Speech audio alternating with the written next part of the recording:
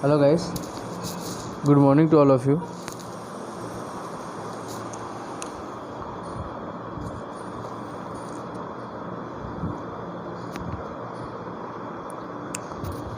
BCom semester 1,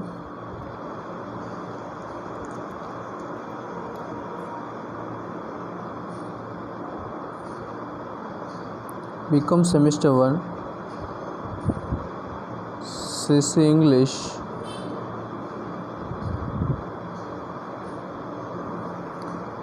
મિત્રો BCom semester 1 CC ઇંગ્લિશની અંદર નવા વિદ્યાર્થીઓ માટેની જે વાત છે મિત્રો, આપણા પેપરનું નામ તમને આગળના વિડીયોમાં મેં કીધેલું છે, પણ again I tell you the name of the paper is the communication in business. Communication in business, બરાબર. કમ્યુનિકેશન ઇન બિઝનેસ, બિઝનેસની અંદર કમ્યુનિકેશન. તો મિત્રો, કમ્યુનિકેશન ઇન બિઝનેસની અંદર આપણે અત્યાર સુધી યુનિટ 3ની વાત કરેલી છે અને યુનિટ 3નું નામ છે કમ્યુનિકેશન, કે જેની અંદર આપણે introduction to the communication, definition of the communication and objectives of the communication જે આપણે જોઈ ગયા હતા. તમારે એ યુનિટ 3 18 માર્ક્સનો આવશે, બરાબર છે. 3 યુનિટ જે છે યુનિટ 3ની અંદર 3 ટોપિકમાંથી કોઈ પણ એક ક્વેશ્ચન તમારે લખવાનો રહેશે. એના પછી યુનિટ 2ની અંદર ગ્રામર જે છે એની વાત કરવાની છે. તો મિત્રો, આજના વિડીયોમાં આપણે ગ્રામરના ટોપિક વિશે ચર્ચા કરીશું. Unit 2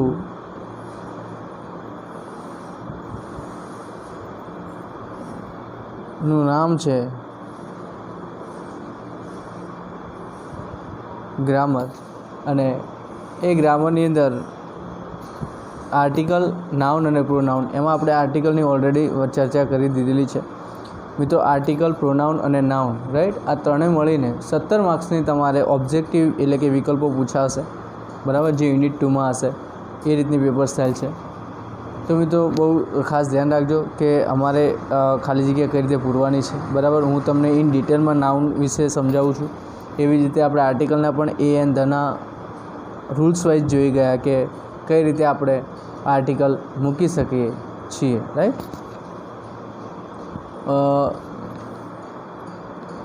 let's begin with the topic nouns, બરાબર. નાઉન, સામાન્ય રીતે નાઉનનું મિનિંગ શું થાય છે કે નામ. નાઉન એટલે નામ. બીજી ભાષામાં આપણે કહીએ તો સંજ્ઞા પણ કહેવાય, સંજ્ઞા પણ કહી શકાય છે, નામ અને સંજ્ઞા. ઓકે. તો મિત્રો, શરૂઆતથી આપણે પહેલાં તો નાઉનની ડેફિનેશન, આપણે આમાં એના પ્રકાર વિશે જોવાનું છે, બરાબર. પણ સૌથી પહેલાં આપણે એની ડેફિનેશન જોઈ લઈએ કે નાઉનની ડેફિનેશન શું બને, બરાબર. તો હું લખું છું અહીંયા આગળ, a noun is a word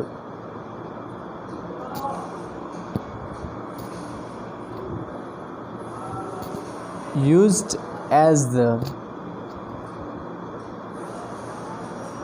name of a person, place or thing. મિત્રો, ધ્યાન આપો. નાઉન ઇઝ એ વર્ડ, એક એવો શબ્દ છે, used as the name of the person, કોઈ વ્યક્તિ, પ્લેસ, કોઈ જગ્યા કે કોઈ વસ્તુ, થિંગ્સ માટે વપરાય છે. એને આપણે શું કહીએ છીએ? નામ કહીએ છીએ, બરાબર.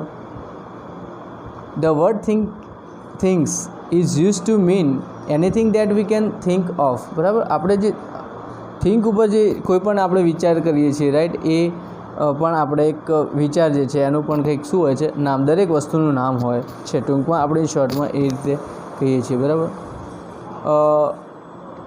આપણે એક સેન્ટેન્સથી સમજીશું, બરાબર. 2-3 સેન્ટેન્સ જોઈએ, એના ઉપરથી જોઈએ કે કયા પ્રકારના નામ હોઈ શકે, બરાબર. એક સેન્ટેન્સ જે છે, look at the following sentence which I have here right. The sentence is Ashoka was a wise king, એવું લઈ શકાય.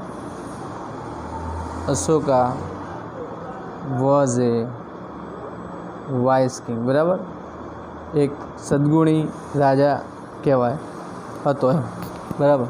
તો આની અંદર નામ કયું? કિંગ, વાઇઝ, એ, વોઝ કે અશોકા? તો અશોકા જે છે એ રાજા જે છે કિંગ, એનું શું છે? પ્રોપર નાઉન છે, બરાબર. તો અશોકા એ નામ છે.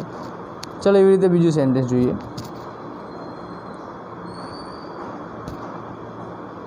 India is the biggest country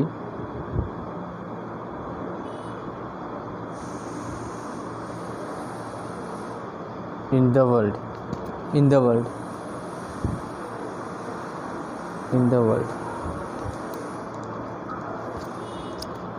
તો આની અંદર નામ કયા કયા જોઈ શકે? તો ઇન્ડિયા, કન્ટ્રી અને વર્લ્ડ, આ ત્રણ નામ છે મિત્રો, બરાબર. આ શું છે? વર્બ છે, આર્ટિકલ છે, અને આ ટેન્સ બતાવે છે, આ પ્રીપોઝિશન છે, બરાબર છે.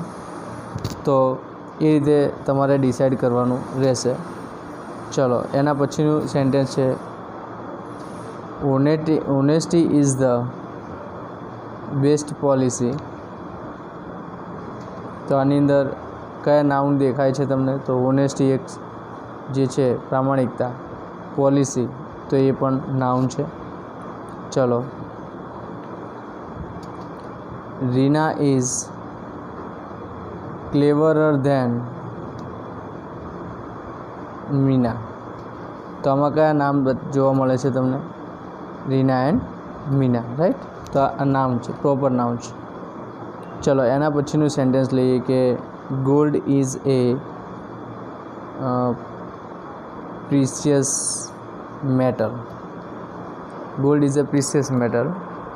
તો આની અંદર કયા નામ છે? તો મેટલ જે છે એ ગોલ્ડ છે. ગોલ્ડ અને મેટલ આ બે શું છે? નામ છે, બરાબર. તો મિત્રો આના ઉપરથી મિત્રો આપણને ખબર પડે કે નાઉન એટલે શું, બરાબર. તો કોઈ પણ વસ્તુનું, પદાર્થ કે કોઈ પણ જગ્યાનું નામ, કોઈ વ્યક્તિનું નામ, બરાબર. A noun may be defined as the name of the person, place or thing or quality also, right? Or quality. આપણે ક્વોલિટીને પણ અહીંયા મૂકશું મિત્રો, બરાબર છે, એટલે એ પણ જોઈ લેજો.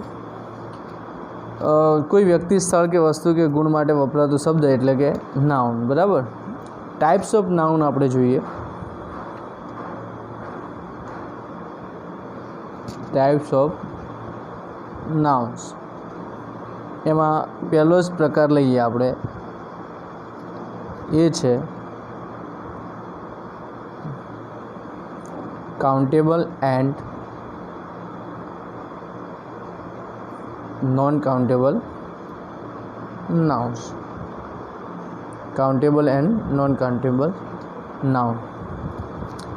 કાઉન્ટ મેં બી તો શોર્ટમાં લખ્યું છે, countable noun and non countable noun.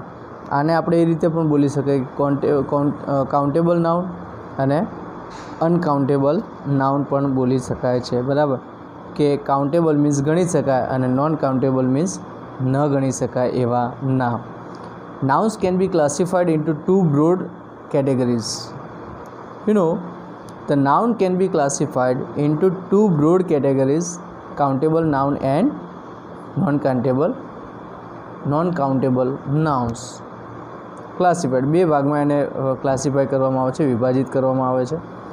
નામના મુખ્ય બે પ્રકાર પાડી શકાય છે. કાઉન્ટેબલ નાઉન ગણી શકાય તેવા, નોન કાઉન્ટેબલ મીન્સ ન ગણી શકાય તેવા. મીન્સ અહીંયા હું લખું છું ગણી શકાય અને ન ગણી શકાય, બરાબર છે. નોન કાઉન્ટેબલને આપણે બીજા શબ્દોમાં કહેવું હોય નોન કાઉન્ટેબલને, તો આપણે એને માસ નાઉન પણ કહેવામાં. મિત્રો આ વસ્તુ એક નવી છે કે તમને અત્યાર સુધી કોઈએ નહીં કહ્યું હોય કે નોન કાઉન્ટેબલને માસ નાઉન પણ કહેવાય છે, બરાબર છે. એક્ઝામ્પલ જોઈએ કે ગણી શકાય તેવા નામ એટલે કે કાઉન્ટેબલ નાઉન.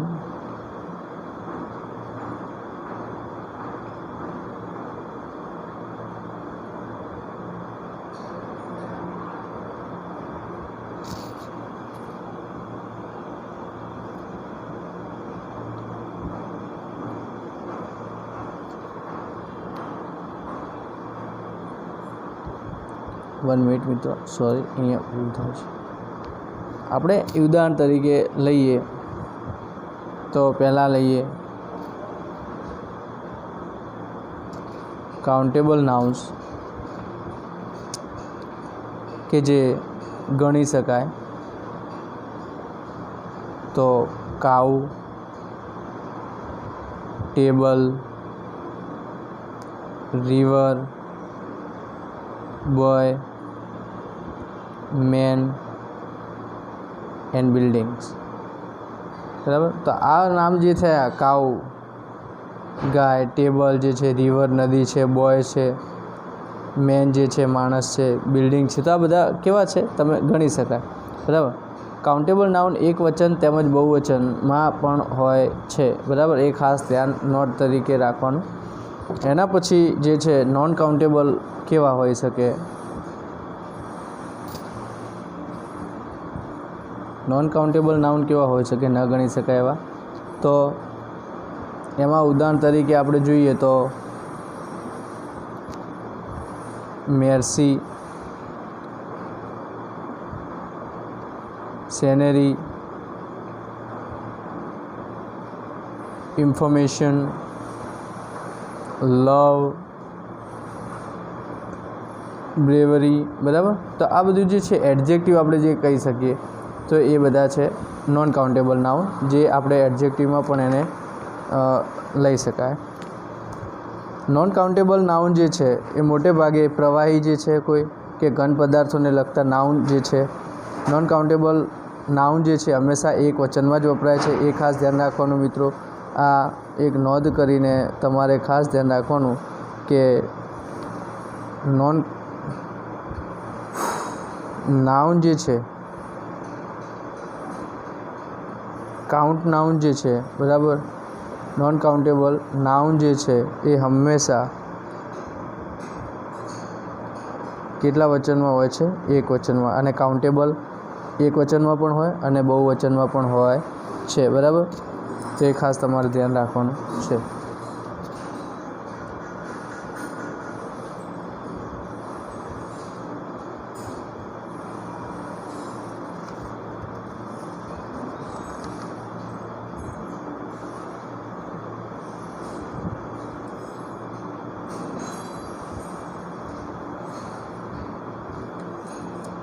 મિત્રો એક નવો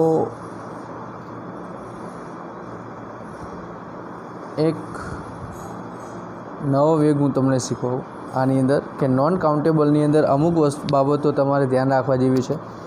તો અગેન હું તમને કહી દઉં છું કે કાઉન્ટેબલ નાઉન જે છે, રાઈટ, એ એક વચનમાં પણ હશે અને બહુવચનમાં પણ હશે. જ્યારે નોન કાઉન્ટેબલ નાઉન જે છે, બરાબર, નોન કાઉન્ટેબલ, તો એ હંમેશા કેટલા વચનમાં હશે મિત્રો? એક વચનમાં હશે. બરાબર. એનું બહુવચન થતું નથી. તેમની આગળ એ અને એન જેવા આર્ટિકલ પણ લાગતા નથી. મિત્રો આ ખાસ ધ્યાન રાખજો, આર્ટિકલ પણ નથી લાગતા. અને સાથે સાથે કાઉન્ટેબલ નાઉન જે છે, નોન કાઉન્ટેબલ નાઉન જે છે એનું હંમેશા એક વચન જ હોય છે. બરાબર. ચલો, તો એટલા સુધી તમને સમજણ પડી ગઈ હશે. એક્ઝામ્પલ સાથે મિત્રો હું તમને સમજાવું છું. ચલો, એના પછી બીજો પ્રકાર જે છે કોન્ક્રીટ એન્ડ એબ્સ્ટ્રેક્ટ નાઉન.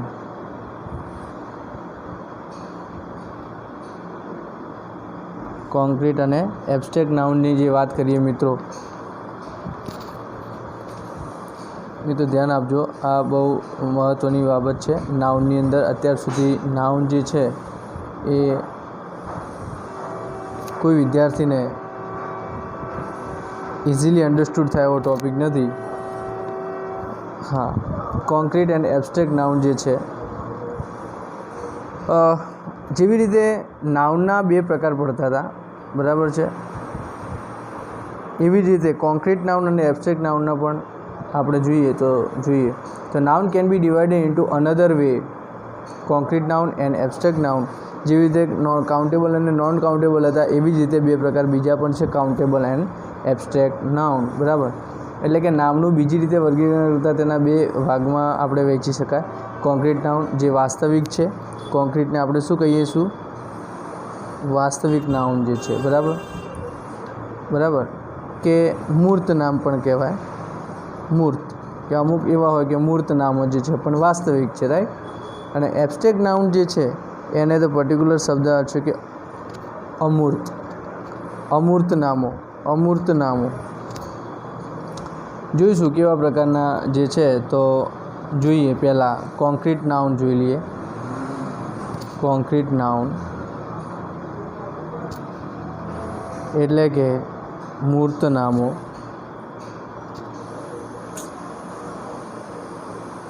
મિત્રો અહીંયા આગળ હું તમને ઇંગ્લિશમાં પણ લખીશ અને ગુજરાતીમાં પણ સમજાવીશ.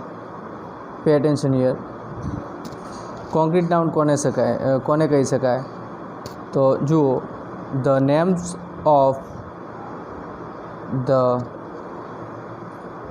persons or things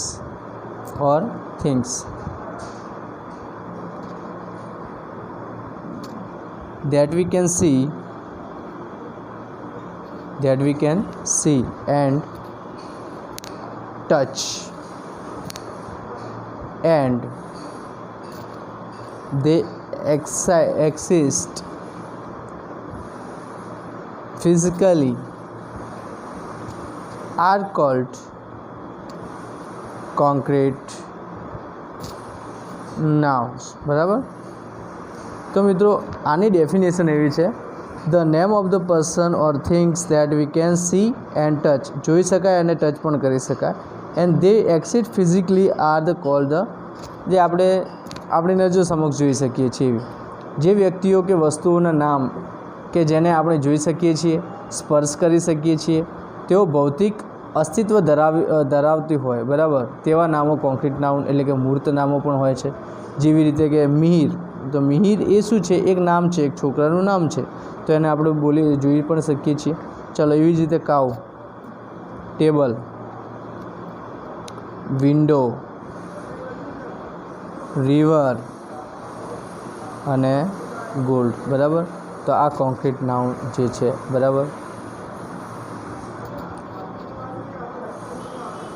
એવી જ રીતે એબ્સ્ટ્રેક્ટ નાઉન જોઈએ.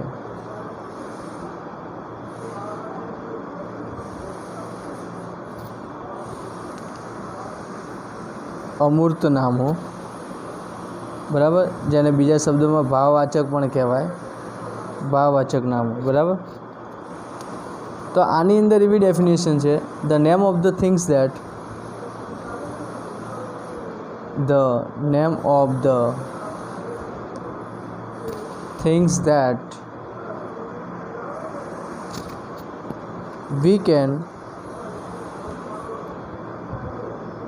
we cannot see or touch them, but only we can think of them, and they do not have physical existence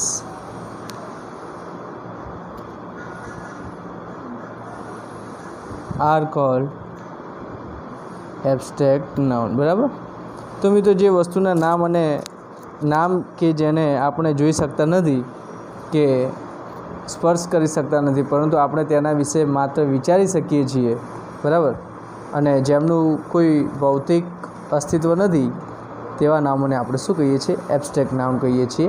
example તરીકે જોઈએ, નામ અમૃત નામો જે છે, બરાબર, જેવી રીતે કે લવ, તો આપણે જોઈ ના શકીએ પણ એને શું કરીએ? અનુભવી શકીએ છીએ. બરાબર છે. તો એ છે beauty, pleasure, flight, death, youth, anger, laughter પણ આવી શકે. બરાબર. તો આ બધું જે છે એ શું કયા નામો છે? એબ્સ્ટ્રેક્ટ નાઉન છે. એબ્સ્ટ્રેક્ટ નાઉન હંમેશા ન ગણી શકાય, બરાબર, તેવા નામો જે છે નોન કાઉન્ટેબલ જે છે, અને આ નામો જે છે એક વચનમાં આવે છે મિત્રો. ખાસ કરીને આ બે પ્રકાર પડે છે, મુખ્ય બે, કાઉન્ટેબલ અને નોન કાઉન્ટેબલ, બરાબર. પછી એના પેટા પ્રકાર જે છે એબ્સ્ટ્રેક્ટ નાઉન અને જે છે કાઉન્ટેબલ ને જે છે હે ને કોન્ક્રીટ નાઉન. હવે એબ્સ્ટ્રેક્ટ નાઉન જે છે મિત્રો હંમેશા એક વચનમાં જ આવે છે, તેમનું બહુવચન થતું નથી મિત્રો, આ ખાસ ધ્યાન રાખજો, બરાબર છે.